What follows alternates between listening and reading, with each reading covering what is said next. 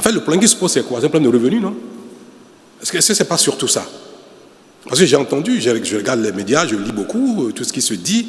J'ai noté que mes concitoyens, beaucoup sur les médias disent, mais comment on peut, quand on va à la retraite, on prend le temps de le préparer?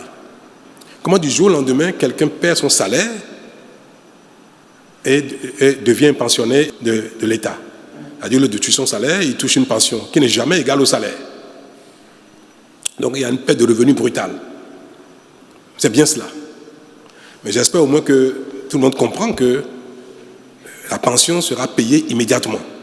Mais que malheureusement, la pension n'est jamais égale au salaire qu'on a jusqu'à la veille de son départ. Donc il y a un différentiel qui constitue une chute de revenus pour celui qui va aller brutalement sans y être préparé. Donc, je vais d'abord répondre à la question primordiale, celle qui concerne la chute de revenus, avant de parler de critères dont vous avez parlé. Est-ce que vous avez lu le décret? Quelqu'un a lu ici le décret qui organise les mises à la retraite d'office? Je crois que c'est sur le site du gouvernement. Nous avons besoin de construire notre pays tous ensemble. Je viendrai sur les critères. Mais c'est bien que quand on évoque les dommages, les préjudices qui naissent d'une situation, qu'on restitue les choses exactement telles qu'elles sont. Quand vous avez parlé, celui qui va vous écouter ne va pas comprendre que pendant 1 an, il n'y a aucune perte de revenus. Ce n'est pas seulement 1 an, c'est 2 ans. Donc vous n'avez pas bien lu. Vous n'avez pas bien lu. Et c'est ça votre rôle en principe. Vous devez bien lire, comprendre, avant de remuer les cendres et puis interpeller les uns les autres. Je ne donne pas de leçons, mais je note que chacun... parce que c'est bien de critiquer, mais c'est aussi bien de faire la critique juste. Pendant 2 ans, il n'y a pas de perte de revenus. Voilà un modèle qu'on a mis en place où quelqu'un va à la retraite, commence à toucher sa pension immédiatement, mais tous les mois, reçoit une compensation financière qui ajuste. Si la personne avait 300 000 francs de salaire mensuel, il va à la retraite. Et la personne touche 200 000 de pension mensuelle pour un salaire mensuel qui était de 300 000. Pendant les 2 premières années, il est chez lui, il touche sa pension normale, mais il perçoit 100 000 francs. Le complément, la différence, on lui est payé tous les mois. Donc pendant 2 ans, il peut faire autre chose. Il peut faire des affaires, du business, faire tout ce qu'il veut, il touche sa pension et il n'a pas de perte de revenus. Est-ce que ce n'est pas à saluer? On viendra sur les critères pour voir le bien fondé de la décision. Mais en termes de modèle, pendant 2 ans, si vous êtes à 3 ans de la retraite, si vous êtes à 4 ans de la retraite, au moins pendant les 2 premières années, vous avez votre revenu plein que vous touchez tout en étant à la maison. Je vais vous dire tout à l'heure pourquoi on a fait ça.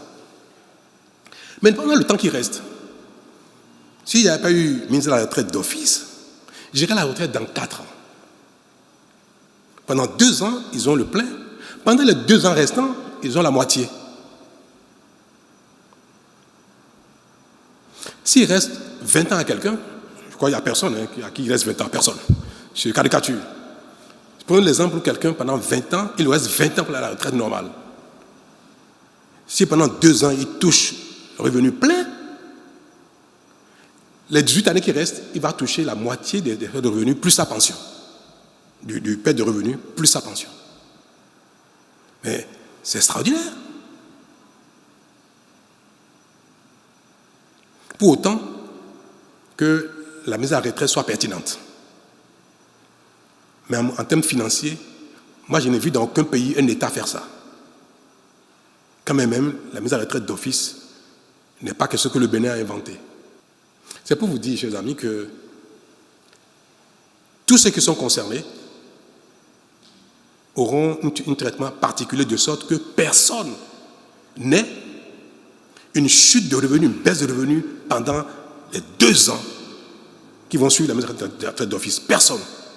Tout le monde va toucher son plein revenu en complément, c'est-à-dire de sorte que la pension soit complétée par une prime qui rétablit ses revenus. Et le reste de la période durant laquelle la personne aurait pu travailler s'il n'était pas mise à la retraite d'office, la personne aura la moitié, plus sa pension. De ce gap-là, plus sa pension. Et je voudrais que vous soyez, que vous relayez la chose, que vous expliquiez ça bien aux gens. J'ai entendu, la rentrée scolaire va venir bientôt. Comment voulez-vous que les gens payent la rentrée scolaire alors qu'ils n'ont pas prévu ça? C'est subite. Ce n'est pas vrai.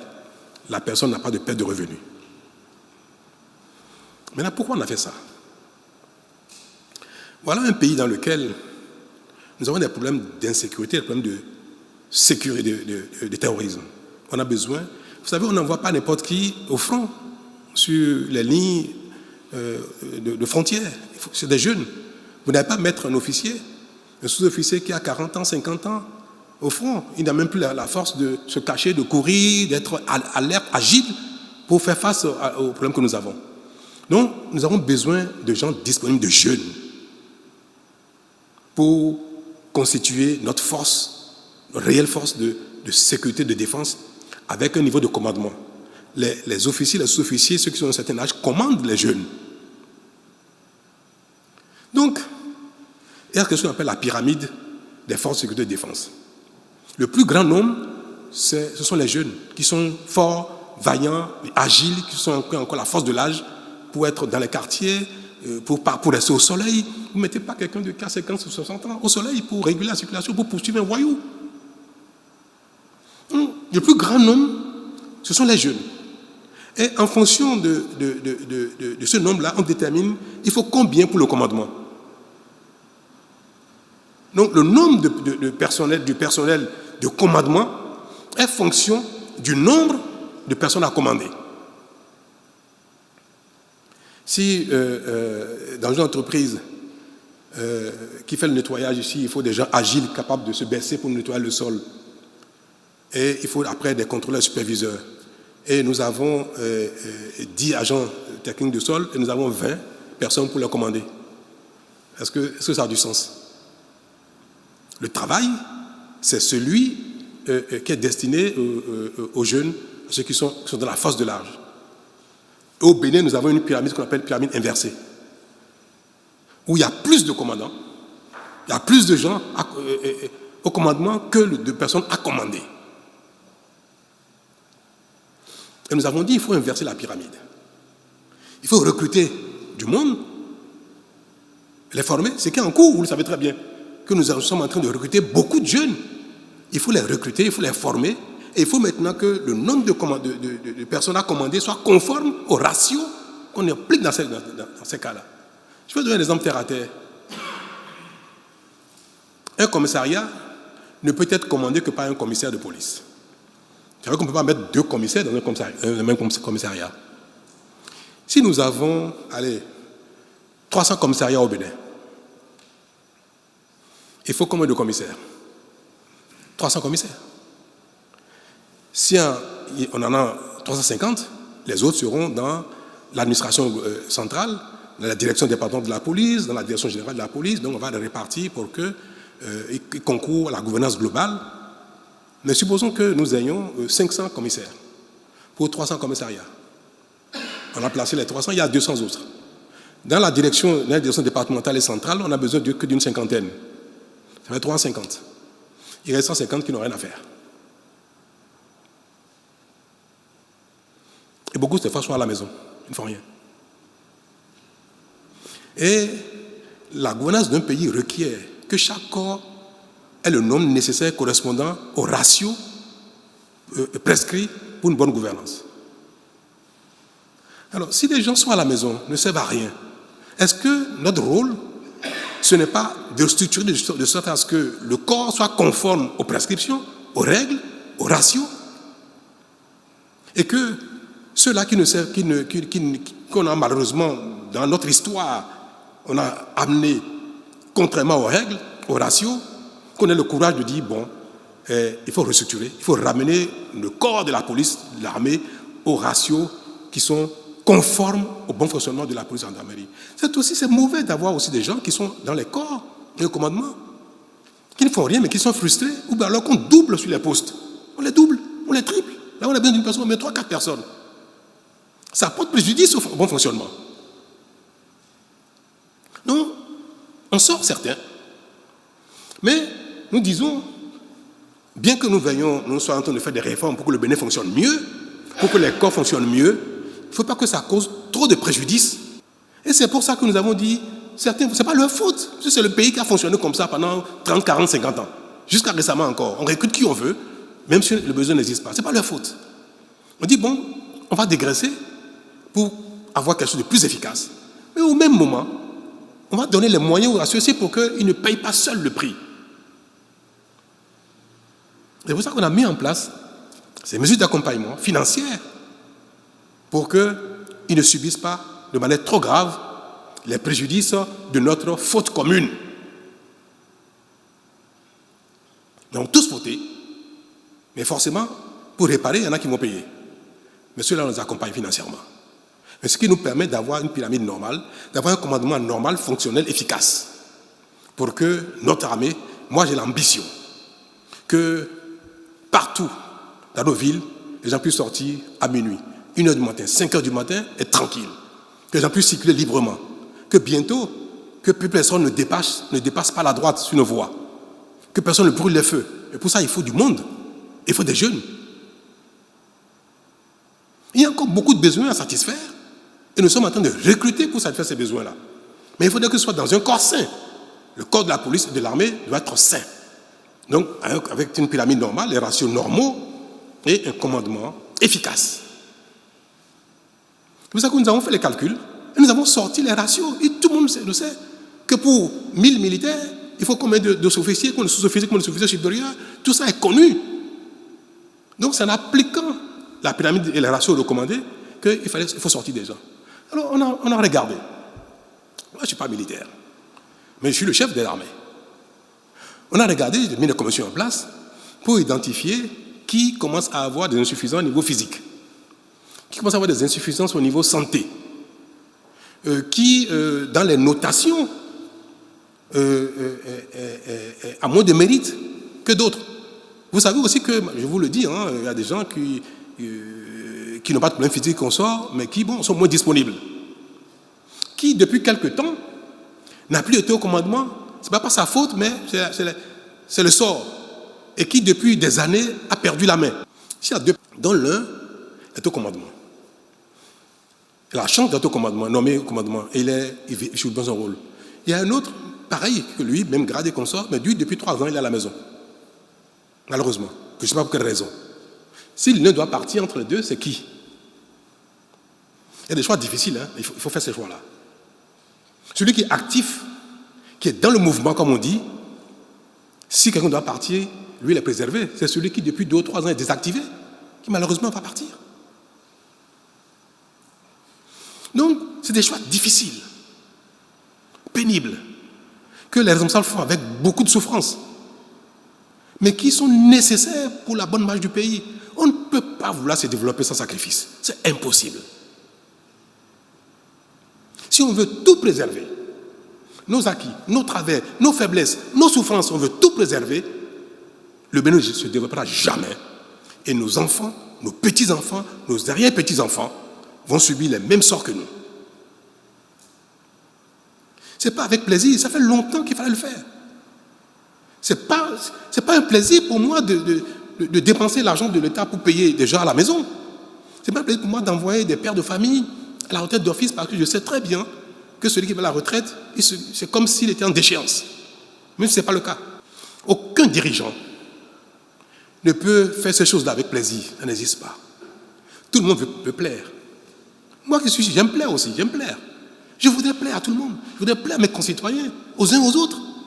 Que quand je passe, on dit, oh, il est gentil, il est beau, il est ceci, il est ceci, on va m'embrasser, on va me dire merci, comme ça. J'aimerais pas que quand je passe, on me dise, regardez-moi ce méchant-là. J'aimerais pas ça. Je ne suis pas maso.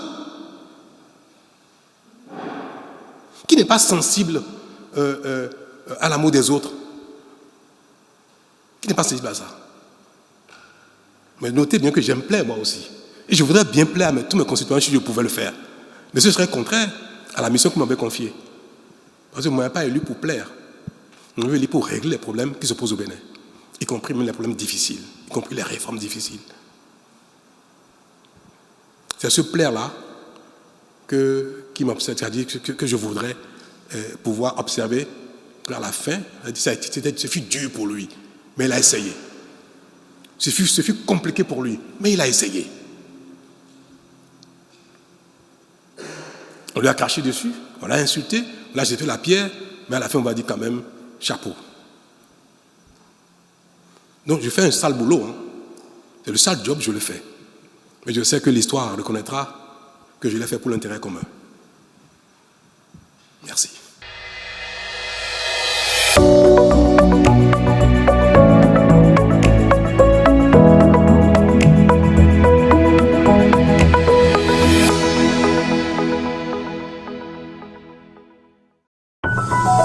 Ibis TV, créé pour inspirer. Bonjour tout le monde. J'espère que vous avez également écouté la version du président sur la question de mise à la retraite d'office. Et si vous n'avez pas suivi, allez suivre à nouveau, allez suivre les explications du président Patrice Talon sur la mise à la retraite des officiers et sous-officiers à la police républicaine. Et pour ceux qui me suivent régulièrement, j'ai déjà fait une vidéo là-dessus où dit, pour qui connaît le style de gouvernance de Patrice Talon, au-delà du brouhaha, du bruit, du show politique, du bruit inutile, de la récupération politique qu'on observe, je ne pense pas, et vous devez être d'avis avec moi, que cette décision soit prise sans réflexion. Je l'ai déjà dit dans une vidéo, que c'est impossible que de pareilles décisions qui impactent la vie des individus soient prises sans un temps de réflexion. Et donc c'est sûr qu'ils ont pris le temps d'analyser, de retourner dans tous les sens, et de peser, de voir le pour et le contre avant de décider. Et bien sûr, vous voyez maintenant, vous voyez l'explication du président de la République, qui concorde un peu avec l'explication, la clarification du ministre, mais qui ajoute, qui va un peu plus loin. Mais c'est ça. C'est ça.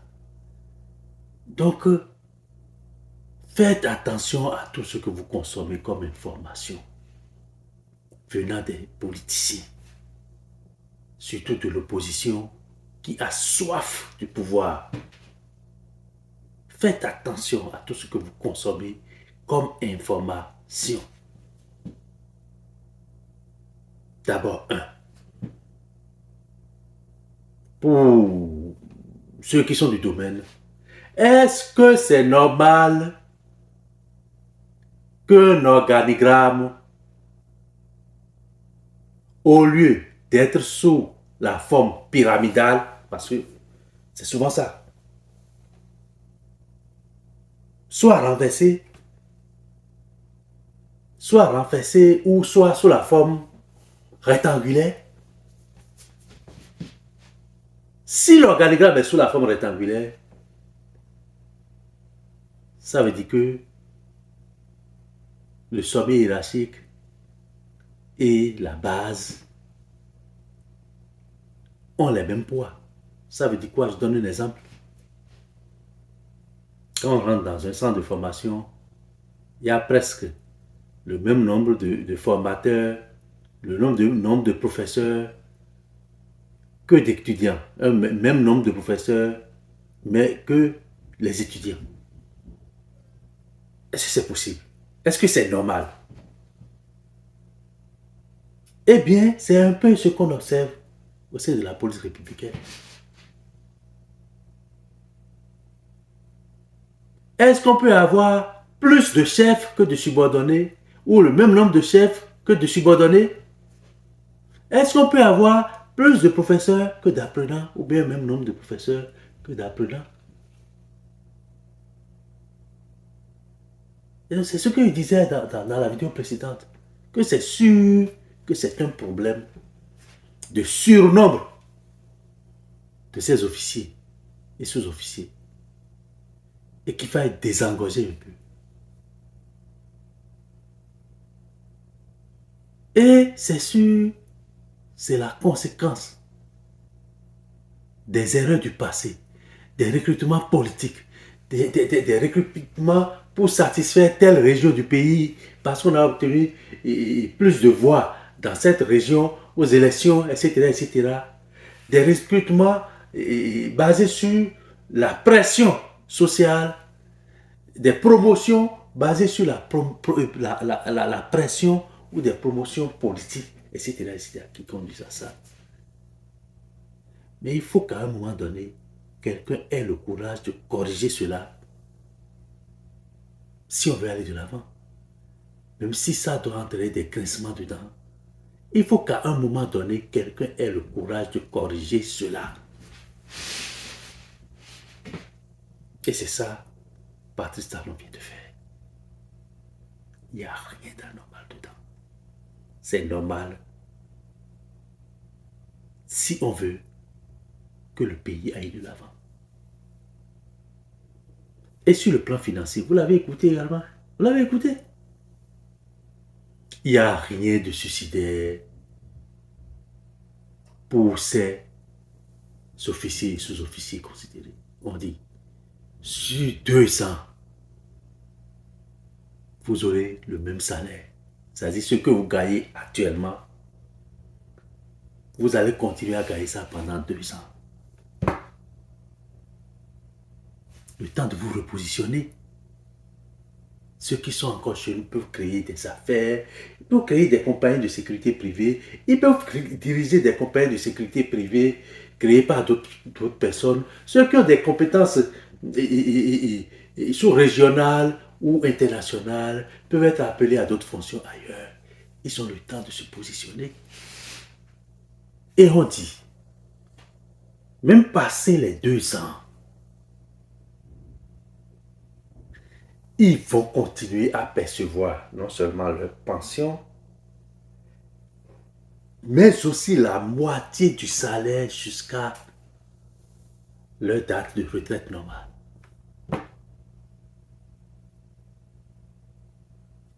C'est quoi le problème?